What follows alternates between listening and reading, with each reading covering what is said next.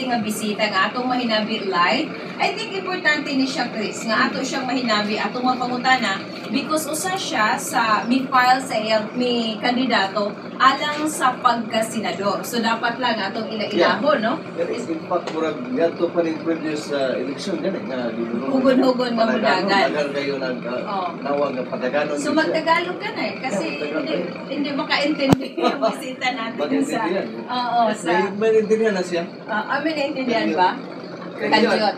Sandali. Okay, kayo na ato na ikauban pagkabatanon pa Chris inya guwapa so apunan ang mga guwapa diha sa Senado. Ato ikauban ang kani MTRCB chair nga si Ma'am Grace po. Ma'am, good morning po. Good morning, maayong buntag. Maayong buntag. Attorney at maayong buntag din po. At sa lahat po na nakikinig, maayong buntag. I think familiar na ang atong mga televiewers, Chris, no, ni Ma'am Grace after siya natudlo nga MTRCB chair kay bao taga anak siya ni FPJ the late FPJ the King, no, Fernando Po Jr. o ni Madam Susan Roses. So buti naman na napasyal kayo man dito sa Cebu. Siyempre naman, madalas naman ako dito. Pero ngayon, specifically nandito ako dahil nga sa University of Cebu, meron silang midterm commencement rights. Okay. So ako naman ay natuwa na naimbitahan ako para siya dahil na mga kabataan ang ating makakausap. Okay. So, ma'am, direktang tanong to. Yeah. I understand na yung pamilya nyo hindi talaga galing sa politika. So, what made you decide to join politics after alam naman natin na hindi maganda ang experience ng ama mo sa politika? Alam mo, maliit pa lang ako. Mahilig na talaga ako sa mga student council sa school. Marami ako mga ginagawang ganon. At saka nung nalaman ko na, siyempre yung mga parents ko sobrang sikat na artista, di ba? Parang gusto ko rin naman na maraming taong makilala, pero ayokong parehong career sa kanila kasi mahirap ako kumpara. So ayaw mo mag-artista? Hindi, nung mga teenager na ako, sabi ko parang hirap ako kumpara sa kanila kasi ang gaganda, ang gagwapo, at ang gagaling, di ba? So sabi ko parang maiiba yata ako. So naging sa student council ako sa school, yun ang ginagawa ko. Ngayon, ang mama at dad ko, hindi ako ini-encourage sa politics kasi na hindi nga yung linya namin at saka parang yung reputasyon ng isang politician hindi masyadong consistent. No? Yes. So, nakalimutan ko yung parang ambition ko na maging sa public service. Pero nung sumabak yung tatay ko, si FBJ. Sa 2004, Sa 2004. First time yun? Opo. Tapos namatay siya. Doon nabuhay ulit. Yung para bang, kasi ang dami namin ginagawang protesta noon. Tapos, yung mga kaso sa election fraud, ako yung nag-pursue noon. No, tuloy-tuloy yun. So parang nabuhay sa akin kung ano man yung mga dati ko ng mga iniisip kung paano makakatulong sa ating mga kababayan. At lalo-lalo na kung anong mga naging pangarap ni FPJ na hindi natuloy, sana matuloy. So ano nga ba yung mga pangarap before ni FPJ na gusto sana niyang i-implement if siya sana ang declare na president? Alam mo si FPJ kasi yung mga nanonood is na kanyang mga pelikula, madalas sa kanila, maihan mga kababayan natin mahihirap. So, nung pag-shooting siya, nakikita niya talaga na sabi niya, ang pinakamalaking problema sa Pilipinas, kahit na may progress tayo, ay tanggap pa rin almusal, tanghalian, hapunan. Kasi marami pa rin mga kababayan natin kapos dyan. So, sa ating pag-unlad, huwag natin kalilimutan talaga yung mga sektor na nagbibigay ng tulong sa ganyan. Agrikultura, irigasyon, halimbawa, no? Tapos sa mga kalusugan naman, sa mga barangay, ang edukasyon ng ating mga bata, ang standardized feeding program para sa kanila. Kasi meron nga, pero hindi naman standardized. No? Yes. Kanya-kanyang bili ng mga noodles na overpriced, yung mga ganun kasi. Hindi ka tulad, alam mo, tumira ako sa Amerika at nakita ko, kahit na mahirap ang bata, pag pumapasok sa school, nakakakain ng tama. At malaking bagay na yun, di ba? So, bakit hindi natin pwedeng i-standardize from the national government, ang local government, ay magkakaroon talaga ng direktang budget para dyan. Kung sa DepEd ipadaan sa DepEd. Kung sa DSWD, pwede na naman gawin yan. Yes, oo. Okay. Ma'am, I understand, in 2010 ba, na-appoint kayo as MTRCB chair? First exposure mo ba yun sa government, na nasa government, is parang training mo na yun, di ba? Correct, talaga. Alam mo, nung ako in-appoint, Basta ayoko talaga eh. Kasi isipin mo yung mga dating MTRCB chairperson. Oo. Marahil magagaling sila pero lahat sila matatapang. Diba? Matatapang. Dami nilang kaaway. No? Oo. Parang ayoko yata maging kontrabida. Lalo-lalo na sa mga tao sa pelikula, ayaw namin ng censorship. No? Pero naisip ko, you know what, in any situation that's given to you, you can make the best out of it. Diba? Yes. It's just a mindset. So attorney, mga kuninagay dyan, sabi ko, ano bang mga ayaw ko sa dating MTRCB? So yung ginawa ko lang yung opposite. Kailangan merong reaching out in the industry.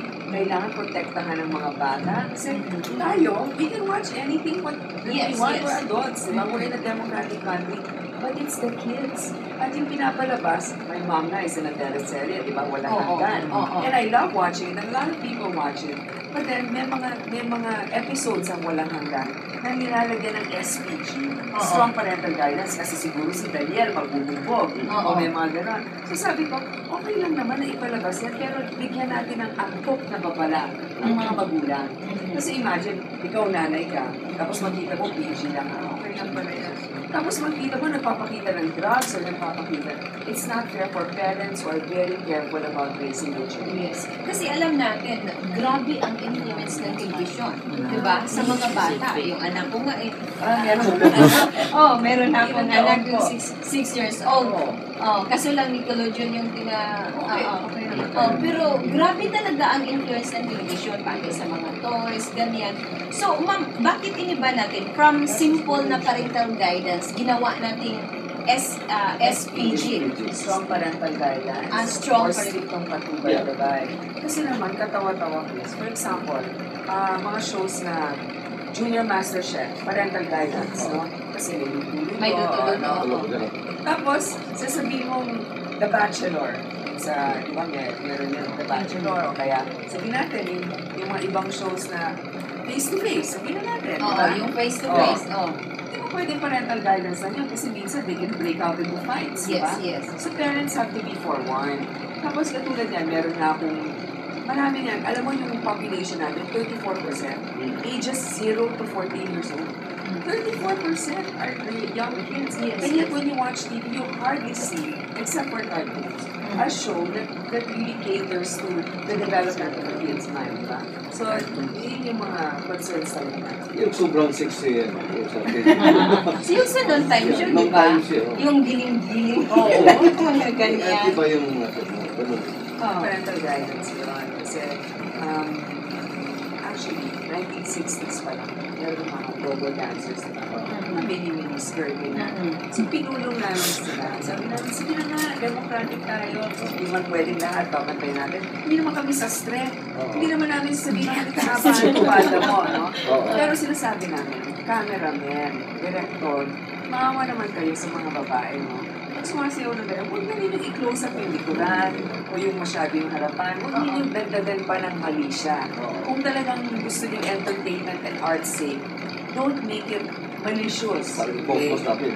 Oo, so ang ginawa kong head ng gender sensitivity committee ng MTRCB, si Bobby Andrews. Kasi artista rin, marami siyang kilala sa industriya. So lahat yan talaga pinakausap. So, it's not perfect. But at least now, we're trying to encourage parents to say, you're primarily responsible for what your children is watching because kayong kasama sa bahay or kayong nagbibilin sa yaya o kung sino mo nagpapaganda. During your stint, ma'am, as MTRCB chair, ano po yung mga desisyon nyo na naging controversial?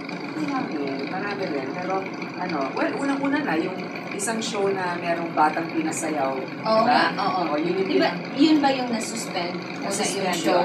Nasuspend po yun. About a month and a half or something. Dahil ba yun, pinasayaw yung bata kay umiyak? Yun. So, parang child exploitation? Yun na naging case para nagkaroon ng child abuse, no? Okay. On the other hand, hindi namin trinay yung child abuse kasi that's for a different court system. Yes. Yung sa amin lang, kung nagkaroon ng violation din sa PD 1986, yung good customs decency, kung nagkaroon ng yung malicious intent o mga ganyan. So, yun lang yung sa amin. Tapos, aside from that, nagkaroon din yung isang pagbabanta ng tatlong host dun sa isang tao, sa isang artista, na nakaaway sa airport ng isang kapatid nila. Oo nga. So, isa din yun. Kasi on air yun, di ba? On air. At wala, you cannot use the airwaves to air your own grievance and to threaten other people. Because it's a privilege to have that broadcast rights. Tapos yung isa naman, yung pero yun lang yung mga kwento ko, may mga shows na, alam mo, ito yung maganda ngayon. Pero ano yung proseso nyo, ma'am? May due process ba? Or pinadalhan agad sila ng na i-suspend yung show dahil sa mga ganito? Hindi. Meron yung hearing Meron yung hearing na parang quasi-judicial function. Siyempre, okay. abogado kayo sa alam mo. Yes. Mas maikli ang sistema kaysa sa regular courts. Tapos, doon madidetermine na kung magkakaroon ng preventive suspension or kung magkakaroon ng self-regulatory efforts sa sarili nila. O sige, habang nagdinidinig yan, kami na mismo magsususpend sa sarili namin. Tapos, pag nagbigay kami ng sentensya, we take into account their self-regulatory measures. Katulad yan, yung willing-willing. Nabanggit ko na. Okay lang naman. 2 weeks na silang sinuspend nila yung sarili nila. So by the time binigyan namin sila ng 1 month suspension, kinount na namin yung 2 weeks. Part of penalty. But at least it shows their commitment to the viewing public na, hey, when we make a mistake, we try to make amends to you. Oo. Pero so far, hindi naman sila nagpunta ng Supreme Court para ma-stop yung implementation sa suspension niyo. They went to the Supreme Court to stop the hearing on child abuse. Kasi sinasabi nila, we have no jurisdiction on that. Yun. Tapos yung case naman yung host, no? Sinuspend kasi sila ng 3 months Kasi medyo nagkagulo sila doon. Mas matagal yung suspension nun. Meron pang kaso sa Court of Appeals. Pending. Pero at least, makikita mo, Chris, na careful na talaga yung mga host na yun, di ba? Kind of. Yung mga programa nila is careful talaga sila, especially kung mga bata na yung mga players niya. Alam mo, sinasabi na namin attorney ganito, alam mo lahat naman tayo, gusto natin sikat ang show natin, nagkikita tayo. Pero at some point, Janet style na. Yes. Di ba? So yun na lang ginawa kong approach, imbis na, hindi niya pwede gawin yan kasi mali yan. Kasi mas